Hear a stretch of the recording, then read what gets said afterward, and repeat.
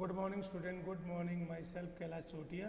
मेरा नाम कैलाश चोटिया है। जैसा कि बच्चों आप मेरे से परिचित हैं और जो रघुनाथ स्कूल जो रतनगढ़ का सबसे बेस्ट स्कूल है, सबसे अच्छा स्कूल है, सबसे फेमस स्कूल है, उसकी ओर से आपको घर बैठे ऑनलाइन क्लासेज उपलब्ध करवाई जा रही है।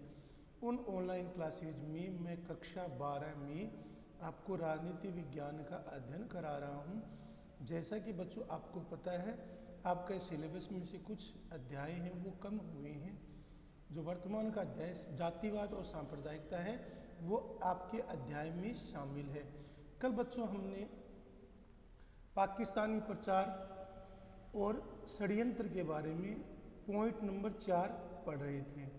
पाकिस्तान का मीडिया भी क्या करता है बच्चों, जो भारत में जो भी हिंदू और मुसलमानों के बीच में छोटा सा भी तनाव होता है उसको बढ़ा चढ़ाकर पेश करता है और उसे मुसलमानों के विरुद्ध एक षड्यंत्र की तरह उसे प्रचारित करता है, मुसलमानों के विरुद्ध एक साजिश की तरह उसे प्रचारित करता है। अशिक्षित ही नहीं, कई बार तो शिक्षित मुसलमान भी उनके बहकाव में आकर पाकिस्तान को अपना हितैषी मान बैठते हैं और पाकिस्तान को अपना सब कुछ, अपने लिए वो सब कुछ मानते हैं।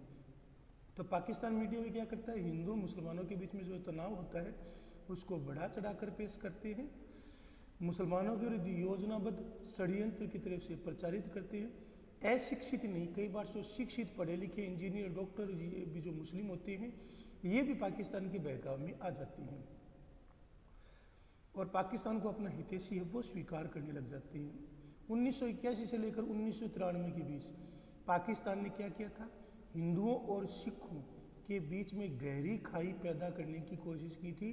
पंजाब में उसने खालिस्तान को या पैदा किया या खालिस्तान को उसने बढ़ावा दिया और उसे अपना सैनिक, राजनीतिक और आर्थिक सहयोग दिया। तो 1981 से लेकर 1993 तक पाकिस्तान ने हिंदुओं और सिखों के बीच हर तरीके से सांप्रदायिक वैमनस्य को पैदा करने की कोशिश की, उस वैमनस्य को बनाए रखने का प्रयास किया। मार्च 1993 को जब बम्बई में बम विस्फोट हुए थे तो पाकिस्तान का उद्देश्य पूरे देश में सांप्रदायिकता की आग में झोंकना था, जिससे कि पूरा भारत है वो सांप्रदायिक दंगे, पूरे भारत में सांप्रदायिक दंगे हैं वो भड़क जाए। तो मुंबई बम विस्फोट की घटना पाकिस्तानी षड्यंत्र का ही परिणाम थी। इसका उद्देश्य क्या था, हिंदुओं और मुसलमानों में खूनी संघर्ष पैदा करना था, हिंदुओं को मुसलमानों से लड़ाना और मुसलमानों को हिंदुओं से लड़ाना था। पाकिस्तान कश्मीर में भारतीय सेनाओं को, पाकिस्तान हमेशा क्या करता है, प्रयास क्या करता है, जो कश्मीर में जो भारतीय सेना है उस भारतीय सेना को मुसलमानों के प्रताड़ित करने का दोषी मानती है और मुसलमानों पर अत्याचार के लिए उसे प्रचारित करती है। तो पाकिस्तान का मकसद हमेशा यही रहा है कि भारत में शांति न रहे। पाकिस्तान कश्मीर में भारतीय सेनाओं को मुसलमानों पर अत्याचार करने के लिए प्रचारित करती है। सरकार की उदासीनता, आज हम इस बिंदु से शुरू करेंगे। हमारा जो बिंदु है वो शुरू होता है सरकार की उदासीनता। सरकार भी क्या करती है, कई बार उदासीन रहती है, प्रशासन की उदासीनता रहती है, लापरवाही रहती है। उसके कारण कई बार क्या होता है, छोटी सी छोटी घटना है वो विशाल सांप्रदायिक दंगे का रूप ले लेती है। छोटी घटना है वो भी एक दंगे के रूप में सामने आती है।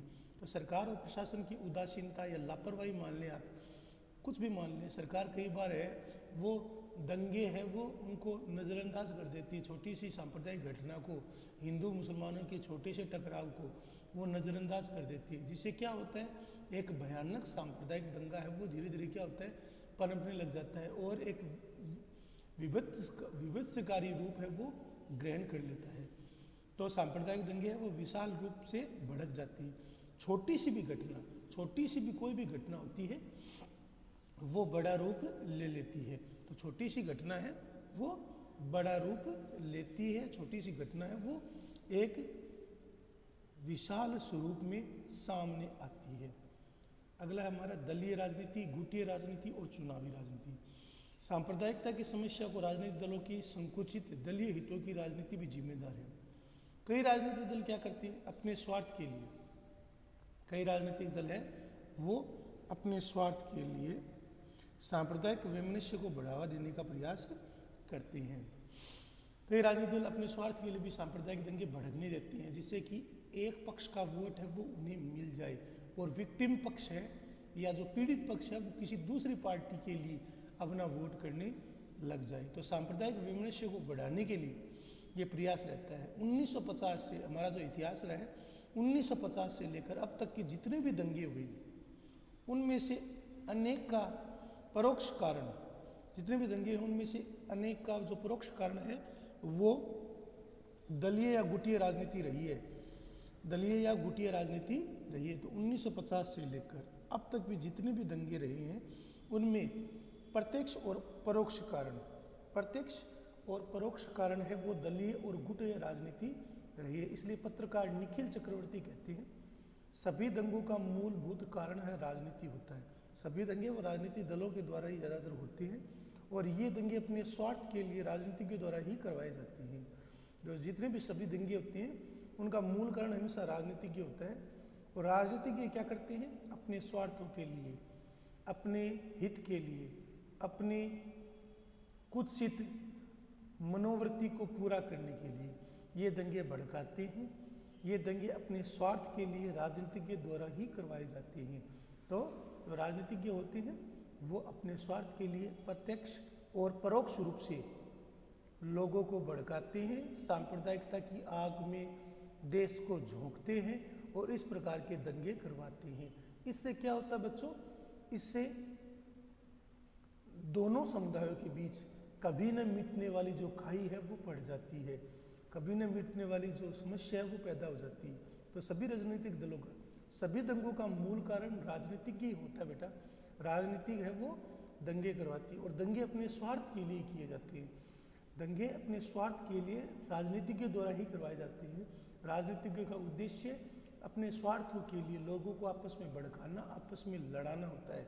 तो सभी दंगों का मूल कारण राजनीति के होता है और ये दंगे अपने स्वार्थ के लिए, अपने निहित स्वार्थ के लिए, अपने किंचित स्वार्थ के लिए, अपने निहित लाभ के लिए राजनेताओं द्वारा भड़काकर करवाए जाते हैं, जिससे कि दो पक्ष हो जाए, समाज दो ध्रुवों में, दो गुटों में बंट जाए और एक ध्रुव या एक गुट का वोट उन्हें है वो मिलता रहे। तो सभी दंगों का मूल कारण क्या होता है, राजनीति होता है। राजनीतिज्ञों के द्वारा ही दंगे करवाए जाते हैं और ये दंगे अपने स्वार्थ के लिए, अपने हित के लिए, अपने भलाई के लिए, अपने परोक्ष लाभ के लिए वो राजनीतिज्ञ ही करवाती हैं। तो राजनीतिज्ञ के द्वारा ही ये दंगे करवाए जाते हैं। राजनीतिज्ञों का उद्देश्य दंगा करवाकर अपने स्वार्थ की पूर्ति करना होता है। आगे है तुष्टीकरण की नीति, जो हमारा 7वां बिंदु है, तुष्टीकरण की नीति। सरकार द्वारा वर्ग विशेष के वोटों के लिए सरकार क्या करती है, एक वर्ग विशेष, एक अल्पसंख्यक वर्ग के वोटों के लिए वो क्या करती है, उनकी उचित, झूठी, सच्ची, उचित, अनुचित, सही, गलत मांगे पूरी करने लग जाती है। उन मांगों को वो समर्थन देना शुरू कर देती है। तो सरकारों द्वारा वर्ग विशेष के वोटों के लिए उनकी उचित, अनुचित मांगों को मान लेना, उन्हें विशेष रियायतें या विशेषाधिकार देने के कारण अन्य संप्रदायों में ईर्ष्या की भावना पैदा होना स्वाभाविक है। तो अन्य संप्रदाय है उनमें ईर्ष्या की भावना पैदा हो जाती है। तो सरकार द्वारा क्या किया जाता है, जो वर्ग विशेष है, तो वर्ग विशेष के वोटों के लिए, एक समूह विशेष के वोटों के लिए, एक अल्पसंख्यक वर्ग के वोटों के लिए, चाहे उनकी उचित हो चाहे अनुचित हो, चाहे सही हो चाहे गलत हो, उनकी उचित अनुचित मांगों को वो मान लेते हैं। उन्हें विशेष रियायतें और विशेषाधिकार देने के कारण उन्हें विशेष रियायत दी जाती है, उन्हें विशेषाधिकार दिए जाते हैं, जिसके कारण जो अन्य संप्रदाय होते हैं, जो अन्य अल्पसंख्यक वर्ग होते हैं, जो बहुसंख्यक होते हैं, उनमें कुंठा पैदा होती है, ईर्ष्या का भाव पैदा होता है और वैसा भाव पैदा होना स्वाभाविक ही है। तो ऐसी गतिविधि क्या होती है, विभिन्न संप्रदायों में आपसी तनाव पैदा करती है। तो तुष्टीकरण की नीति, जिसे अंग्रेजों के समय में से शुरू किया गया था, वोट बैंक के रूप में इसको शुरू किया गया था, इसे तुष्टीकरण की नीति। और तुष्टीकरण की नीति का सबसे दुष्परिणाम यह निकला कि भारत का विभाजन हुआ था, जिसमें मुस्लिम लीग की जो गलत सही मांगी थी उनको पूरा करने की कोशिश की गई थी और धीरे धीरे मुस्लिम लीग के हौसले इतने बुलंद हो गए कि उन्होंने आगे बढ़कर फिर पाकिस्तान के निर्माण की बात करनी शुरू कर दी थी। तो तुष्टीकरण के कारण विशेष रियायतें दी जाती है। तो तुष्टीकरण के कारण विशेष रियायतें दी जाती है, विशेष सुविधाएं दी जाती हैं, और ये वर्ग फिर अपने आप का अधिकार मान लेते हैं और दूसरे वर्गों में असंतोष पैदा होता है। तो ये वर्ग फिर क्या करते हैं, उनको अपना अधिकार ही मान लेते हैं। इससे क्या होता है, दूसरे वर्गों में, दूसरे समूह में, दूसरे अल्पसंख्यक वर्गों में असंतोष पैदा होता है। अल्पसंख्यक वर्ग में कुंठा का भाव पैदा होता है। अन्य अल्पसंख्यक वर्ग है वो अपने आप को पीड़ित, कुंठित महसूस करता है। इससे ईर्ष्या का भाव पैदा होता है और बहुसंख्यक और अल्पसंख्यक के बीच में कभी न मिटने वाली एक गहरी खाई है वो खड़ी हो जाती है। तो ये वर्ग क्या करते हैं, फिर उनके असंतोष का लाभ उठाते हैं, उनको अपना हितैषी मान लेते हैं और उसको दूसरे वर्गों में असंतोष पैदा होता है। अगला है हमारा वोट बैंक की राजनीति। कुछ राजनीतिक दल किसी एक विशेष वर्ग को अपना वोट बैंक बनाने के लिए, किसी एक वर्ग विशेष को, किसी अल्पसंख्यक वर्ग को अपना वोट बनाने के लिए उसकी सभी गलत सही कदमों का सही गलत सच झूठ समर्थन करने शुरू कर देते हैं। तो प्रतिक्रिया में क्या होता है, जो दूसरे राजनीतिक दल है वो बहुसंख्यकवाद को बढ़ावा देते हैं और वो बहुसंख्यक वर्ग के समर्थन देने की कोशिश करते हैं। तो इस प्रकार तनाव को बढ़ावा मिलता है। तो दूसरे राजनीतिक दल है वो दूसरे वर्गों को अपना समर्थन देते हैं। इस प्रकार तनाव को बढ़ावा दिया जाता है। तो कुछ राजनीतिक दल कुछ वर्ग विशेष को अपना वोट बैंक मानते हैं, जबकि कुछ है वो उनके बहुसंख्यक वर्ग को अपना वोट बैंक मानते हैं। तो कुछ राजनीतिक दल है जिनकी हमेशा से नीति रही कि अल्पसंख्यकवाद को बढ़ावा दिया जाए, अल्पसंख्यकों की, कुछ विशेष अल्पसंख्यकों की सही गलत मांगों का समर्थन किया जाए। इसके विपरीत फिर जो दूसरा राजनीतिक दल है वो बहुसंख्यकवाद को बढ़ावा देता है और वो बहुसंख्यक वर्ग के वोटों को हासिल करने के लिए फिर उनका प्रयास यही रहता है कि बहुसंख्यक वोटों का ध्रुवीकरण किया जाए, उनको एक जगह पर एकत्रित किया जाए और उनसे एक विशेष पार्टी को, एक विशेष दल को वोट देने के लिए प्रेरित किया जाए। तो वोट बैंक की राजनीति के कारण जब वर्ग विशेष को अन्य की उपेक्षा में कुछ अधिकार दिए जाते हैं तो समाज में, तो वोट बैंक की राजनीति के कारण एक वर्ग विशेष को, एक जाति विशेष को, एक धर्म विशेष को, एक अल्पसंख्यक वर्ग को अन्यों की अपेक्षा कुछ विशेष अधिकार दिए जाते हैं। तो इससे दोनों वर्गों के, बहुसंख्यक और अल्पसंख्यक वर्ग दोनों के बीच में एक तनाव पैदा होता है, समाज में तनाव पैदा होता है, कभी न मिटने वाली खाई पैदा होती है।